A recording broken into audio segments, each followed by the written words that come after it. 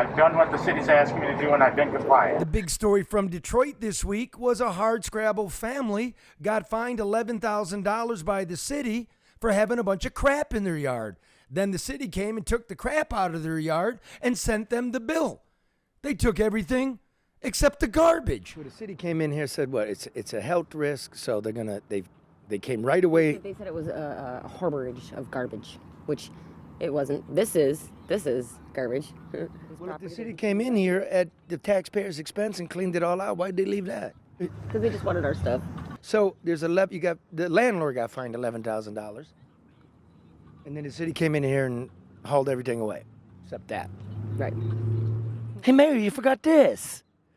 So it's a husband and a wife and 3 brothers and 2 sisters and then a cat. And the city came and fined them and took the stuff but forgot the garbage. But it begs the question, what about the other stuff the city's responsible for? The politicians, the rich people. What about that stuff? Come along, I'll show you. Remember the mayor's demolition contractors threw poison dirt in the holes and they were supposed to take it out? They haven't, and the neighbors don't know anything about it. And just when I'm talking to them, one of the contractor's lawyers called me. Good, man. Just real quick. So what's happening with these holes? Still trying to work out solutions. Yeah. But there's probably thousands of these, yeah? I mean, if anybody was really going to look. Yeah, I know. Well, we all do. So this was supposed to be cleaned up last year. This is supposed to be poisoned. And they said they got to block it off so the residents don't get sick. Now, the city put out something, said children keep away. Were you told about that? No, and it's ridiculous. At this moment, there's no hazard signs out here or anything like that. Just because this is a Detroit community, it gives you the right to dump something bad out here. Like, what about the people and stuff? What about the children? I don't think you guys are doing this in the suburban community. Why is that? Because it's just lots out here. Because we won't put up with that shit in the suburban community. Exactly. I've heard stories of where they do have clean dirt, which Chrysler dug out when they redid the Chrysler plant, which is over on Shoemaker in St. Jean. They didn't want to use that dirt because it was free. I was there. Let me take you back to a little story I did. I'm just taking this to get it tested. Can't take that.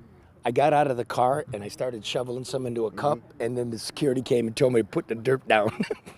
I feel like they're not going to do anything about it because the people on Benatar are still fighting about the paint shop with the fumes. When the mayor came out and said it was going to be a wall put up and everything, but they've been talking about that for years. The Chrysler factory. The Chrysler factory. The people that are right behind the paint shop, they're still talking about. So they're not doing anything about that. They're not going to do anything about this. So do you feel, it's a 10-year anniversary of the bankruptcy, do you feel it's the rich man eats cake and the poor man eats shit? Of course. You remember this one? This was the house of slum speculator Garland Gilchrist. He's the lieutenant governor. They never fined him for blight. Somehow, the lieutenant governor was able to sell it to some hipster from Miami. He never fixed it either. Look at that. Nobody fined him, but they know people. So here's the thing in Detroit. If you're a regular guy and you got a crappy house, you're getting violated and you're paying. Here's one across from the school. Here's another one right across from the school. Clean it up, homeowner. Look at that. She had to walk in the street because the sidewalk's all blocked. It's across from the school. Could be wild animals in there. Here's another one across from the school, but this one doesn't have a notice because it belongs to the city. I asked them to tear it down. I asked them if I could buy it and tear it down. They won't get back to me. They said they bolted it with super industrial bolts and that they're keeping on our surveillance. Hello? There's no windows. Wiring's gone. There's mold. It's got buckets of shit and urine. It's got plenty of used needles. And it's got a beautiful view of the elementary school.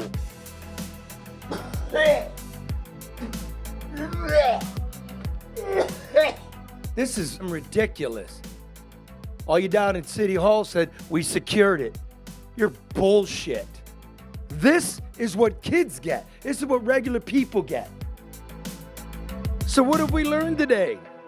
If you're a rich guy, a politician, a hooked up contributor, a hooked up contractor, don't worry about it. Leave your shit for the people. But if you're the people, government's coming for you. You're fucked. And that's Detroit post-bankruptcy. Mayor, tear down the fucking house. Charlie LeDuff newsman, I thought you were dead. I'm not dead.